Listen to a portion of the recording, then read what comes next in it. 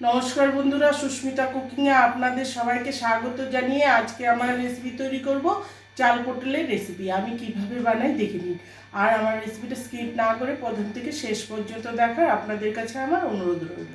চাল পটলের রেসিপি বানানোর জন্য আমি মিডিয়াম সাইজের কতগুলো পটল নিয়েছি, 8-10টা। তারপর পটলগুলোকে এভাবে আধা ছিলে করে নিয়েছি আর মাঝখানে কাট লাগিয়ে দিয়েছি, তাহলে মশলাগুলো ভালো মতো ঢুকে যাবে। তারপর গোবিন্দভোগ চাল নিয়েছি আমি 4 কাপের 1 কাপ। চালটাকে ভালো করে ধুয়ে নেব। এখন 3-4 বার জল পাল্টিয়ে পাল্টিয়ে ধোবো, যতক্ষণ পর্যন্ত চাল থেকে সাদা নোংরাটা বেরিয়ে না যাচ্ছে, চালটা পরিষ্কার না হচ্ছে। দেখুন আমি ধুয়ে নিয়েছি। এখন আমি জল দিয়ে ভিজিয়ে রেখে দিব 10 মিনিটের জন্য। আর এদিকে আমি কড়াই বসিয়ে দিয়েছি গ্যাসে। দিয়ে দিচ্ছি সর্ষের তেল। তেলটা গরম হলে আমি লবণ দিয়ে দিচ্ছি অল্প। লবণটা দিলে তেলটা আর ছিটকাবে না। আর ভালো করে গরম করে নিয়েছি আমি তেলটা। আমি এখানে সর্ষের তেল ব্যবহার করেছি, আপনারা সাদা তেলও ব্যবহার করতে পারেন। এখন পটলগুলো আমি দিয়ে দিচ্ছি। পটলগুলো দিয়ে একটু নেড়ে হলুদ দিয়ে দিচ্ছি। আমি তো লবণ আগেই দিয়েছি, সেই জন্য সামান্য অল্প হলুদ দিয়ে দিচ্ছি কালারের জন্য। এখন আমি ভালো করে ভেজে নেব পটলগুলো, যাতে পটলটা আমার সেদ্ধও হয়ে যায় আর ভালো মতো ভাজাও হয়ে যায়, সেভাবে ভাজতে হবে।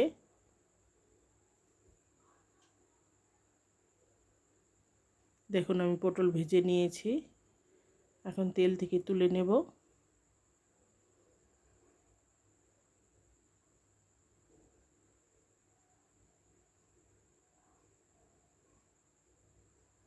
তারপর যেটুকু তেল আছে তার মধ্যে আমি দিয়ে দিচ্ছি 1 চামচের মতো বাটার আর কিছু গরম মশলা, এলাচ, দারচিনি আর লবঙ্গ আমি একটু থেতো করে দিয়েছি।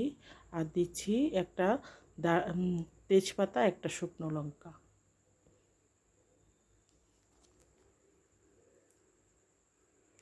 মশলাটা ভেজে আমি 1 চামচ আদা বাটা দিয়ে দিচ্ছি। আদা বাটাটাকেও কষিয়ে নিব তেলের মধ্যে। আদাটার কাঁচা গন্ধটা চলে গেলে তারপর আমি দিয়ে দিচ্ছি হলুদের গুঁড়ো আর জিরের গুঁড়ো 1 চামচ করে দিচ্ছি। একটু নাড়াচাড়া করে আমি জল দিয়ে দিব সামান্য মশলা কষার জন্য।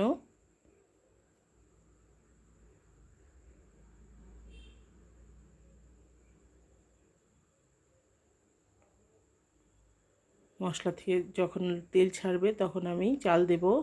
আর আমি দিয়ে দিচ্ছি স্বাদ মতো লবণ। আমি আগেও কিন্তু একটু লবণ ব্যবহার করেছিলাম তেলের মধ্যে, আর এখন অল্প দিচ্ছি স্বাদ মতো, লাগলে পরে আবার দেব।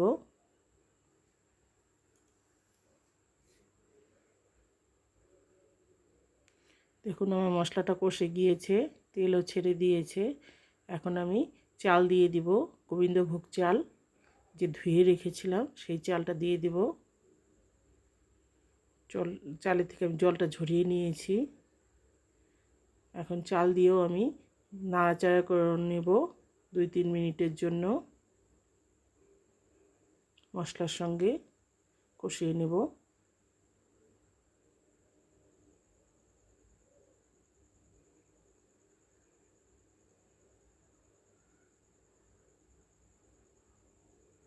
আর অনবরত নাড়বেন চালটা, তা না হলে পুড়ে যেতে পারে বা এক সাইড হবে আর এক সাইড হবে না, সেই জন্য অনবরত নাড়তে হবে চালটাকে। আর দিয়ে দিচ্ছি 1 চামচ চিনি। যেহেতু এটা চাল পটল চাল দিয়ে রান্না করছি, সেই জন্য একটু মিষ্টি মিষ্টি হলেই ভালো লাগে। আমি 1 চামচ চিনি দিয়েছি, আপনারা স্বাদ মতো দেবেন, যে যেরকম খান সেই বুঝে চিনি দেবেন।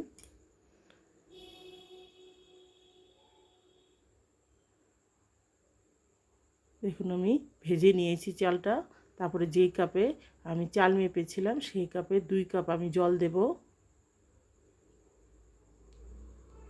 তাহলেই ভালো মতো সেদ্ধ হয়ে যাবে আর পোলাওটা মানে চাল পটলটা একদম ঠিকঠাক হবে। এখন আমি পটলগুলো দিয়ে দিচ্ছি, আর দিয়ে দিচ্ছি 3টে চেরা কাঁচা লঙ্কা।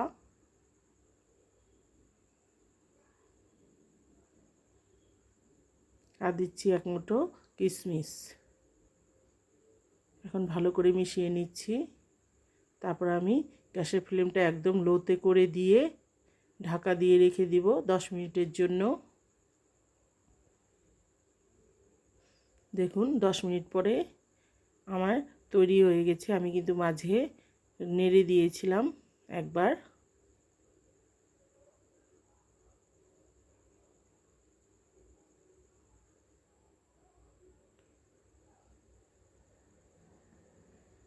দেখুন হয়ে গেছে। এখন আমি ঘি গরম মশলা দিয়ে দেব।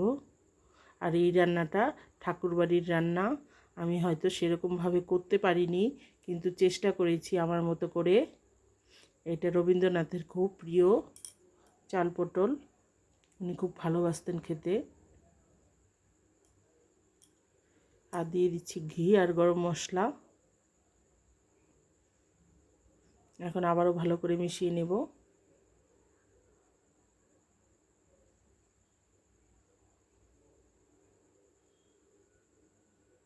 তারপর আমি গ্যাসটা বন্ধ করে দেব। আমার তৈরি হয়ে গেছে।